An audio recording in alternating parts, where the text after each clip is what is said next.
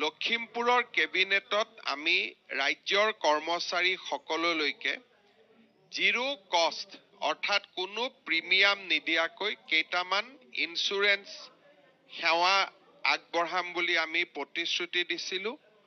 আজি state bank আৰু union বেংকৰ লগত হোৱা বুজাবুজিৰ চুক্তিৰ জৰিয়তে এই আঁচনিখন 1 জানুৱাৰীৰ পৰা কাৰ্যকৰীকৰণ হ'ল।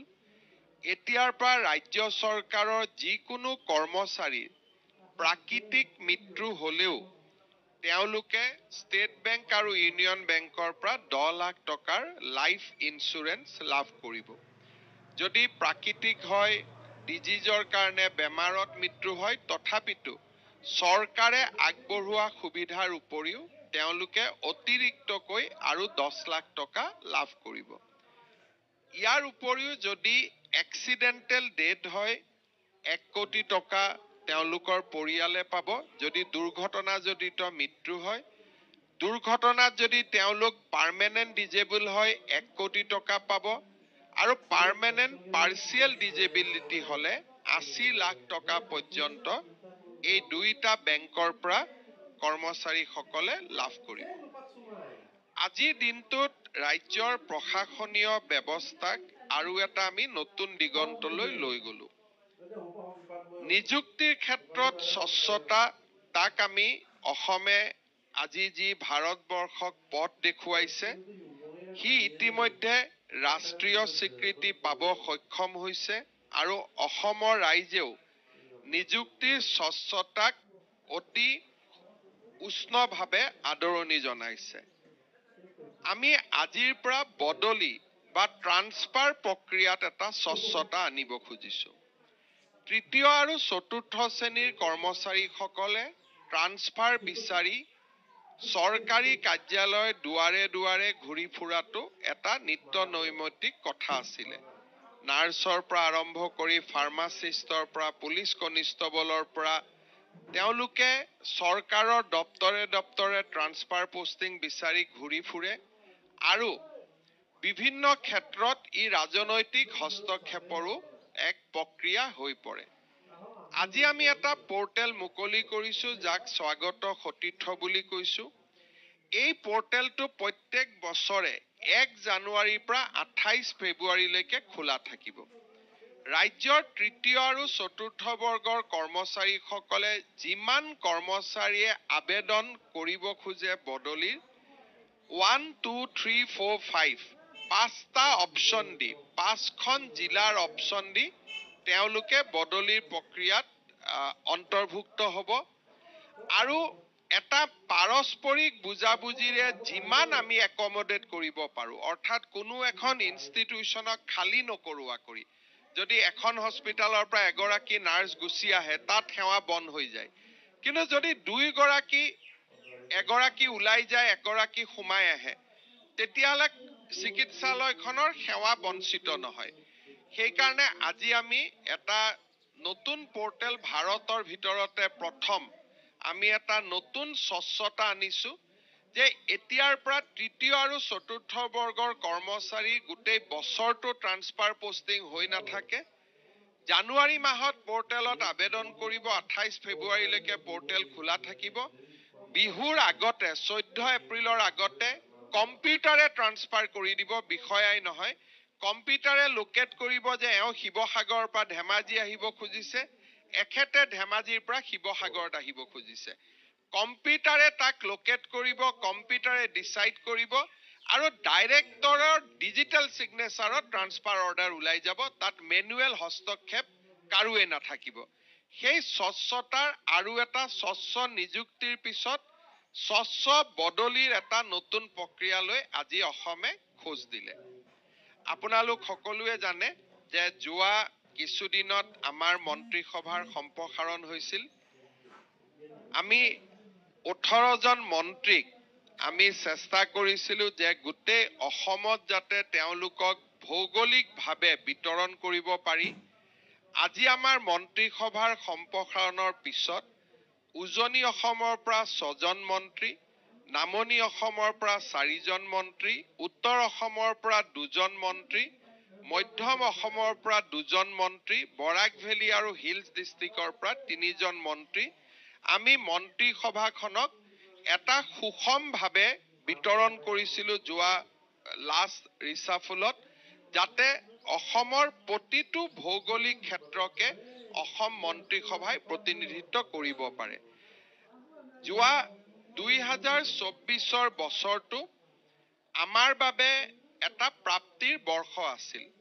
ৰাজনৈতিকভাৱে আমি এক বিশেষ মাইলৰ শিখৰত থিয় হ'ব পাৰিছিলোঁ, কিন্তু সেই বিষয়ে আলোচনা নকৰি আমাৰ ৰাজ্যখনৰ জীৱনলৈ অহা পৰিৱৰ্তনৰ বিষয়ে মই আপোনালোকক কেইটামান কথা ক'ব খুজিছোঁ। যোৱা বছৰটোত আমাৰ প্ৰশাসনৰ হাই পইণ্ট আছিল টাটাৰ ছেমি কণ্ডাক্টৰত বিনিয়োগ। টাটাৰ ছেমি কণ্ডাক্টৰ বিনিয়োগে অসমলৈ এটা নতুন যুগৰ আৰম্ভণি কৰিলে। প্ৰায় 27,000 কোটি টকাৰ ব্যয়ৰ টাটাৰ যিটো semi conductor assemble, tested, mark and package units আমি যাক বনাব গৈ আছোঁ, ই 48 মিলিয়ন চিপছ ই বছৰত নিৰ্মাণ কৰিব পাৰিব। লাৰ্চন আৰু টাৰ্বোৱে এই প্ৰজেক্টটো কাম ইতিমধ্যে আৰম্ভ কৰিছে। ই প্ৰায় 30,000 লোকৰ ডিৰেক্ট এণ্ড ইনডাইৰেক্ট কামৰ সূচনা কৰিব আৰু জাগিৰোডত দিনে নিশাই নিৰ্মাণ হৈ থকা এই প্ৰকল্পটো এই বছৰৰ শেষৰ ফালে মুকলি কৰিব পৰা পৰ্যায়লৈ আহিব। 27,000 কোটি টকা ইনভেষ্টমেণ্টেদি এই প্ৰকল্পই সমগ্ৰ অসমৰ প্ৰতি ভাৰতবৰ্ষৰ যি চিন্তা আছিল, সেই চিন্তাৰ এক পৰিৱৰ্তন আনিলে। অসমে ফিউচাৰ ইণ্ডাষ্ট্ৰী, গুজৰাট আৰু আমাৰ ক'ব গ'লে তামিলনাডুৰ সৈতে একেলগে ইণ্ডাষ্ট্ৰী 4.0 বা ফিউচাৰ ইণ্ডাষ্ট্ৰীৰ জগতখনত আমি একেলগে প্ৰৱেশ কৰিব পাৰিলোঁ। মই ভাবোঁ যে যোৱা বছৰ আমাৰ চৰকাৰখনৰ ই এক হাই পইণ্ট আছিলে আৰু অসমৰ নতুন প্ৰজন্মৰ বাবে ই এক আশাৰ বতৰা আছিলে। যোৱা 2024 বছৰটো অসমৰ বাবে প্ৰাপ্তিৰ বছৰ আছিলে।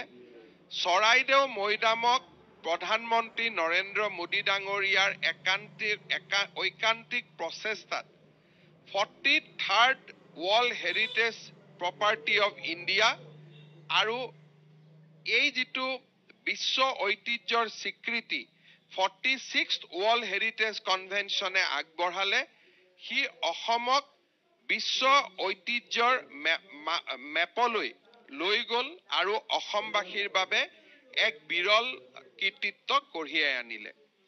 চৰাইদেউ মৈদামক যোৱা কেইদিনমানৰ ভিতৰতে ইউনেস্কোই আনুষ্ঠানিকভাৱে বিশ্ব ঐতিহ্য ক্ষেত্ৰৰ যিখন লিপি তাকো প্ৰদান কৰিব আৰু আমি ভাবোঁ যে অসমবাসীৰ বাবে ই এক বহুদিনে আশা কৰা গৌৰৱক কঢ়িয়াই আনিবলৈ সক্ষম হ'ল। 2024 চনটো অসম আৰু অসমীয়াৰ বাবে গুৰুত্বপূৰ্ণ বৰ্ষ আছিল। অক্টোবৰ 2024ত অসমীয়াক ক্লাছিকেল লেংগুৱেজৰ মৰ্যাদা, ধ্ৰুপদী ভাষাৰ মৰ্যাদাই অসমলৈ এক ভাবিব নোৱাৰা প্ৰাপ্তি আৰু আনন্দ কঢ়িয়াই আনিলে। অসমত ভাষা আন্দোলনৰ মূল আৰম্ভণি হৈছিল যে অসমীয়া ভাষাৰ পৰা বঙালীৰ উৎপত্তি নে বঙালী ভাষাৰ পৰা তৰ্কৰ অৱসান ঘটাই ভাৰতবৰ্ষৰ চৰকাৰে দুয়োটা ভাষাকে ক্লাছিকেল লেংগুৱেজৰ মৰ্যাদা দি আমাৰ ৰাজ্যখনৰ বহুদিনীয়া ভাষাৰ ওপৰত চলি থকা এক বিতৰ্কৰ অন্ত পেলালে। এতিয়া আমি ৰাজ্য চৰকাৰে সামূহিক প্ৰচেষ্টা হাতত লৈছে যে কেনেকৈ আমি ইউনিকোডত অসমৰ যিকেইটা লিপি এতিয়াও অন্তৰ্ভুক্ত হোৱা নাই, ব আৰু ৰৰ ধৰণৰ অসমৰ যিকেইটা বিশেষ লিপি, সেই লিপিকেইটাক আমি কেনেকৈ ইউনিকোডৰ আওতালৈ আনিব পাৰোঁ, তাৰ বাবে বিশেষ প্ৰচেষ্টা ইতিমধ্যে আৰম্ভ হৈছে। আৰু বঙালী ভাষাৰ লিপিখিনি কেৱল মাত্ৰ যে বঙালী ভাষাৰ লিপি নহয়, ই অসমীয়া ভাষাৰো লিপি, তাকো সগৌৰৱে ইউনিকোড প্লেটফৰ্মত প্ৰতিষ্ঠা কৰাৰ বাবে প্ৰাৰম্ভিক প্ৰচেষ্টা ৰাজ্য চৰকাৰে ইতিমধ্যে হাতত লৈছে। মই ভাবো যে যোৱা বছৰটোত আমাৰ বাবে আৰু এক আনন্দৰ দিন আছিল, যেতিয়া প্ৰধানমন্ত্ৰী নৰেন্দ্ৰ মোদী ডাঙৰীয়াই লাচিত বৰফুকনৰ সমাধিত তেখেতৰ বিশাল প্ৰতিমূৰ্তি উদ্বোধন কৰিছিল। চৰ্দাৰ পেটেলৰ প্ৰতিমূৰ্তিক লৈ গুজৰাটত গৌৰৱ হয়, শিৱাজীৰ প্ৰতিমূৰ্তিক লৈ মহাৰাষ্ট্ৰৰ ৰাইজে গৌৰৱ কৰে, লাচিতৰ প্ৰতিমূৰ্তিক লৈ এতিয়া আমি ৰাজ্যবাসীয়েও গৌৰৱ কৰিব পাৰোঁ, তেনে এক পৰ্যায়লৈ আমি গতি কৰিবলৈ সক্ষম হৈছিলোঁ। মই কেইটামান প্ৰশাসনিক আপোনালোকক এজেণ্ডা মই জনাব খুজিছোঁ। 2021 চনত আমাৰ 31খন কেবিনেট মিটিং আমি কৰিছিলোঁ। 2022ত আমি 41খন কেবিনেট মিটিং কৰিছিলোঁ। 2023ত 40খন। লোকসভা নিৰ্বাচনৰ মডেল কোড অফ কণ্ডাক্ট থকাৰ পিছতো 2024ত আমি 33খন কেবিনেট আমি কৰিবলৈ সক্ষম হৈছিলোঁ। স্বাধীনতাৰ পিছত 4 বছৰত 143খন কেবিনেট মিটিং আৰু 1922 ডিচিশ্যনছ। আমাৰ ৰাজ্যৰ প্ৰশাসনিক বুৰঞ্জীৰ বাবে ই এক নতুন ঘটনা আছিলে আৰু 1922 ডিচিশ্যনৰ ভিতৰত আমি 1876 আমি ৰূপায়ণ কৰিছোঁ। ইমপ্লিমেণ্টেশ্যন 97.61। 54টা ডিচিশ্যন যিকেইটা খুব নতুনকৈ লোৱা, সেইকেইটা ডিচিশ্যন মাত্ৰ ইমপ্লিমেণ্টেশ্যনৰ বাবে পেণ্ডিং হৈ আছে। প্ৰতি বছৰে আমি আউটষ্টেচন কেবিনেটৰ এটা আমি সিদ্ধান্ত লৈছিলোঁ। 2021ত আমি 2খন কেবিনেট বাহিৰত কৰিছিলোঁ। 2022ত আমি 7খন কেবিনেট বাহিৰত কৰিছিলোঁ। 2023ত আমি 4খন কেবিনেট জিলাৰ বাহিৰত কৰিছিলোঁ আৰু 2024তো আমি 4খন কেবিনেট আমি ৰাজ্যৰ আন জিলালৈ লৈ গৈছিলোঁ। এই কেবিনেটসমূহৰ প্ৰাপ্তি আছিলে যে 137টা লোকেল ইম্পৰ্টেন্স প্ৰজেক্টছ আমি ঘোষণা কৰিব পাৰিছিলোঁ আৰু প্ৰায়বোৰ প্ৰজেক্টে সুন্দৰভাৱে গতি লাভ কৰিছে, যিয়ে আজি অসমৰ আন আন জিলাৰ বিধায়কসকলেও, যিসকলে এসময়ত বাহিৰত কেবিনেট পতাক লৈ তেওঁলোকৰ ডিমত আছিলে, আজি তেওঁলোকে আনুষ্ঠানিকভাৱে ৰাজ্য চৰকাৰৰ কেবিনেটক তেওঁলোকৰ জিলালৈ নিমন্ত্ৰণ কৰাৰ পত্ৰ বা অনুৰোধ আমি প্ৰতিদিনেই লাভ কৰিছোঁ। ই যোৱা 4 বছৰৰ প্ৰচেষ্টা, যি প্ৰথম অৱস্থাত তাক ক্ৰিটিকেলি চোৱা হৈছিল, ই এতিয়া লোকেল ডেভেলপমেণ্টৰ এটা ৱেপন বা অস্ত্ৰলৈ ৰূপান্তৰ হোৱা দেখা গৈছে, যি স্থানীয় ৰাইজৰ পৰা সেয়েহে কেবিনেট বৈঠক অনুষ্ঠিত কৰাৰ বাবে নিতৌ আমন্ত্ৰণো আহিব ধৰিছে। যোৱা সময়ছোৱাত মুখ্যমন্ত্ৰী পৰ্যায়ত ডিপাৰ্টমেণ্টেল ৰিভিউ মিটিং 332খন হৈছিলে আৰু মুখ্যমন্ত্ৰী পৰ্যায়ত হোৱা বৈঠকত 4234টা সিদ্ধান্ত গ্ৰহণ কৰা হৈছিলে। যোৱা বছৰটোত আমাৰ আগৰ দৰে মন্ত্ৰীসকলে প্ৰত্যেকখন জিলালৈ যাবৰ বাবে চেষ্টা কৰিছিল। আমি যদি চেষ্টা কৰোঁ বা আমি যদি অলপ আপোনালোকক অৱগত কৰিব খোজো, মুখ্যমন্ত্ৰী হিচাপে যোৱা সময়ছোৱাত 2022ত মই 34খন জিলাত গৈছিলোঁ, 2023ত মই 28খন জিলালৈ গৈছিলোঁ, 2024ত মই 33খন জিলালৈ ভ্ৰমণ কৰিবলৈ সক্ষম হৈছিলোঁ। অলমষ্ট চাউথ চালমাৰা জিলাক বাদ দি আটাইকেইখন জিলাতে মোৰ ভ্ৰমণ হৈছিল, মোৰ যাত্ৰা হৈছিল। আৰু গুৱাহাটীৰ বাহিৰত আন জিলাৰ সদৰসমূহত মই 45 দিন বা 45টা নিশা মই কটাইছিলোঁ। আমাৰ মন্ত্ৰীসভাৰ মোৰ সদস্যসকলৰ ভিতৰত ৰঞ্জিত দাস ডাঙৰীয়াই 31খন জিলালৈ গৈছিলে, অতুল বৰা ডাঙৰীয়াই 26খন জিলালৈ গৈছিলে, উৰ্খাও গৌৰা ব্ৰহ্মাই 18খন জিলালৈ গৈছিলে, চন্দ্ৰমোহন পাটোৱাৰী ডাঙৰীয়াই 14খন জিলালৈ গৈছিলে, কেশৱ মহন্ত ডাঙৰীয়াই 25খন জিলালৈ গৈছিলে, ৰণোজ পেগু ডাঙৰীয়াই 30খন জিলালৈ গৈছিলে, অশোক সিংঘাল ডাঙৰীয়াই 26খন জিলা, যোগেন মোহানে 28খন, অজন্তা নেওগে 20খন, পীযুষ হাজৰিকা ডাঙৰীয়াই 34খন, বিমল বৰাই 25খন, জয়ন্ত মল্ল বৰুৱাই 33খন আৰু নন্দিতা গাৰ্লুচাই 25খন জিলালৈ ভ্ৰমণ কৰিছিলে। আৰু আমাৰ মন্ত্ৰীসকলে সামগ্ৰিকভাৱে গুৱাহাটীৰ বাহিৰত 1497টা নিশা তেওঁলোকে কটাইছিলে। অৰ্থাৎ অকল যোৱাই নহয়, তেওঁলোকে জিলা সদৰবিলাকত ৰাতি আছিলে আৰু কালেক্টিভলি আমাৰ নিশা বাহিৰত আমাৰ মন্ত্ৰীসকলে 1497টা নিশা তেওঁলোকে কেপিটেলৰ বা ৰাজধানীৰ বাহিৰত কটাইছিলে। এই সময়ছোৱাত আমাৰ ৰেগুলাৰ ডিচি কনফাৰেন্স আমাৰ 7খন হৈ গ'ল চৰকাৰ হোৱাৰ পিছত, SP কনফাৰেন্স 5খন হৈ গ'লগৈ আৰু কম্বাইন ডিচি SP কনফাৰেন্স আমাৰ এখন, এইখিনি আমি কৰিব পাৰিছিলো।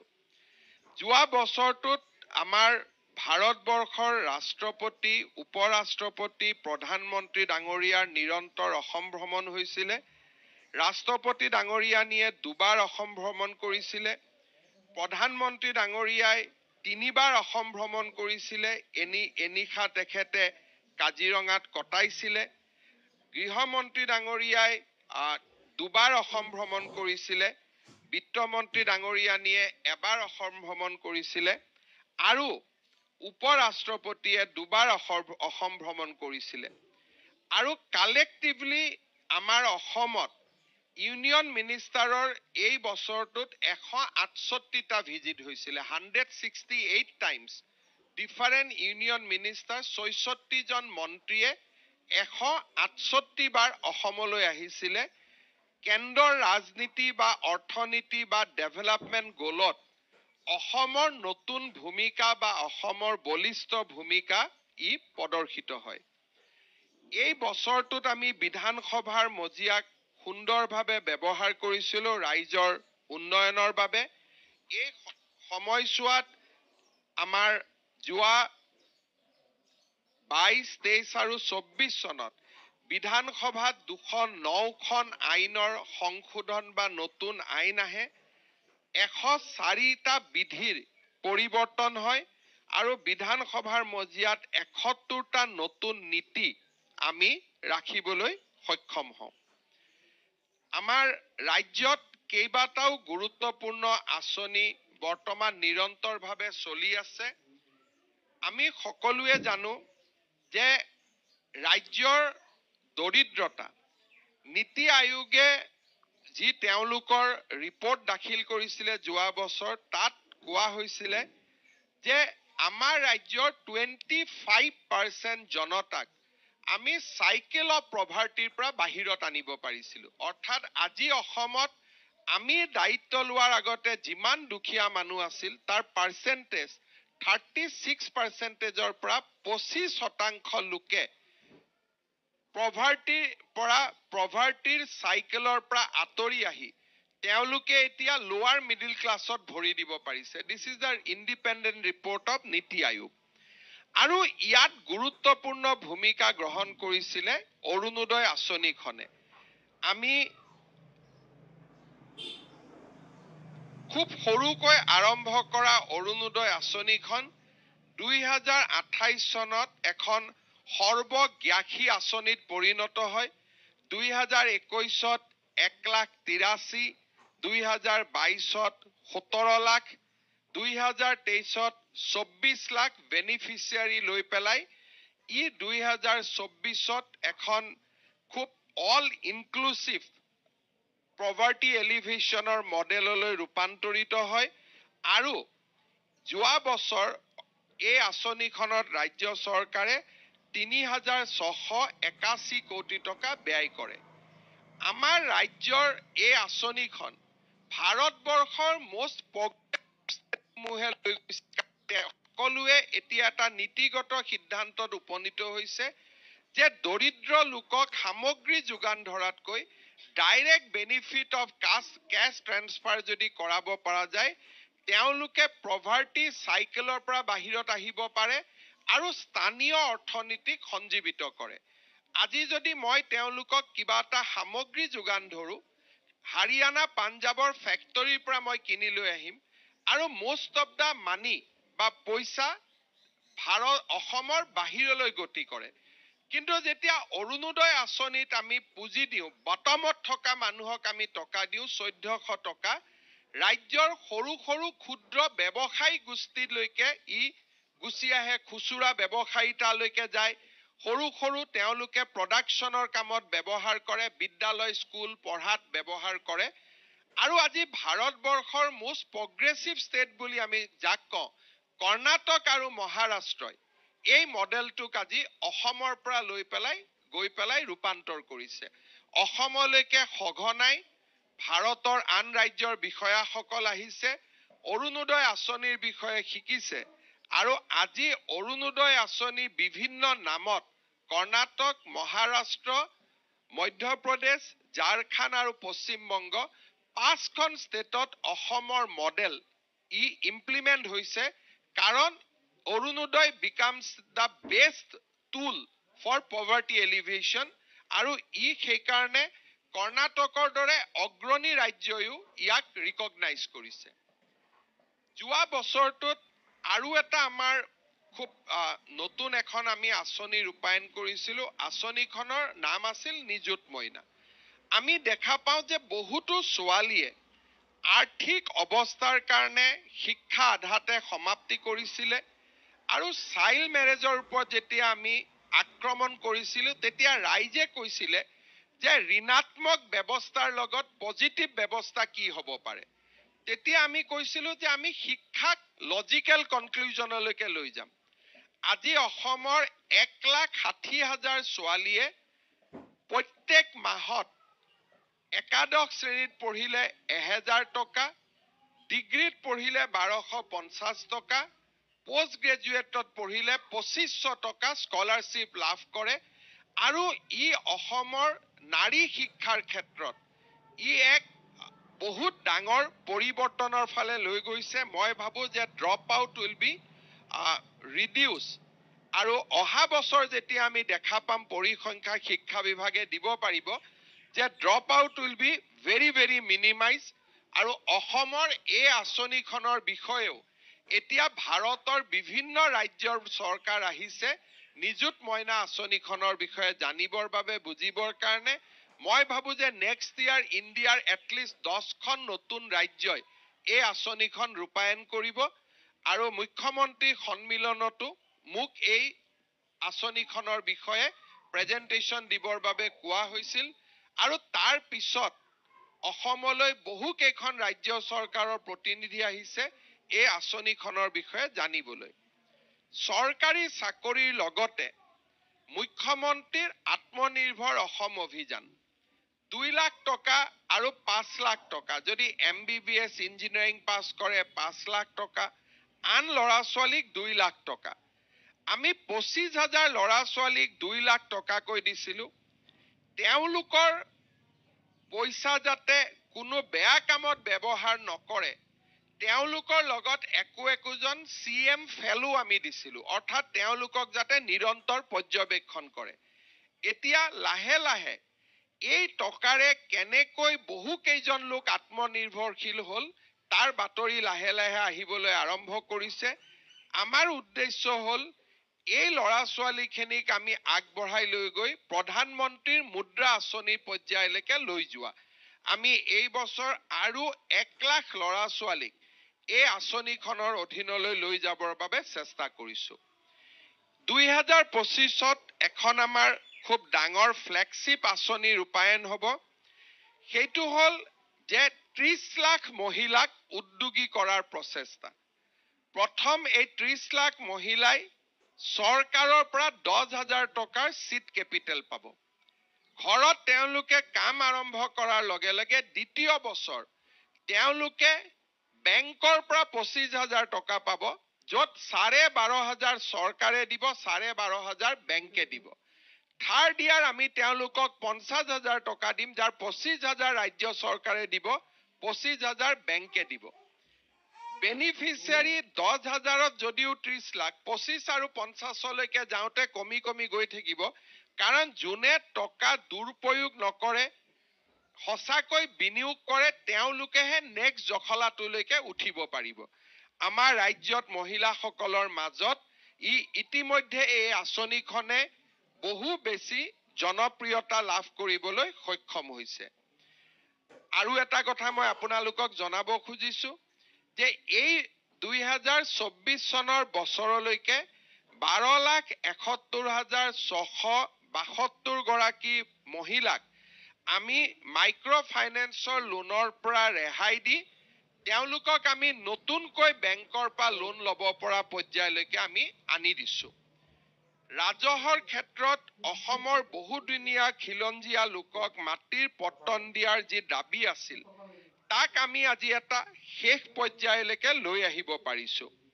মিছন বসুন্ধৰা 1 আৰু মিছন বসুন্ধৰা 2, এই দুইটা আঁচনিৰ জৰিয়তে অসমত চৰকাৰী মাটিত বহি থকা প্ৰায়বোৰ লোকৰ আমি ভূমিৰ সমস্যা সমাধান কৰিব পাৰিছো। এই বছৰো মিছন বসুন্ধৰা 3ত ইতিমধ্যে আমি 3,53,601খন আবেদন পত্ৰ লাভ কৰিছো। আবেদনৰ প্ৰক্ৰিয়া আমি 10 জানুৱাৰীলৈকে আমি বৃদ্ধি কৰিছো। মই ভাবো যে ইট উইল টাচ 4.5 লাখ।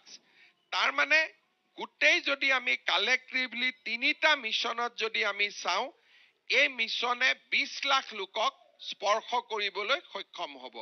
আৰু এই বছৰ অসমৰ স্কুল, নামঘৰ আমি সকলোৰে মাটিৰ পট্টা দিয়াৰ বাবে চেষ্টা কৰিছো, যাতে আমাৰ ৰাজ্যত ভূমিৰ সমস্যা একেবাৰে নোহোৱালৈকে যাব পাৰে। মই আৰু কেইটামান সৰু কথা আপোনালোকৰ বাবে মই আগবঢ়াব খুজিছো। সেইটো হ'ল অসমৰ বিত্তীয় পৰিৱেশ। বহু সময়ত আমাৰ অসমৰ বিত্তীয় পৰিৱেশ লৈ বিভিন্ন ধৰণে আলাপ আলোচনা হৈ থাকে।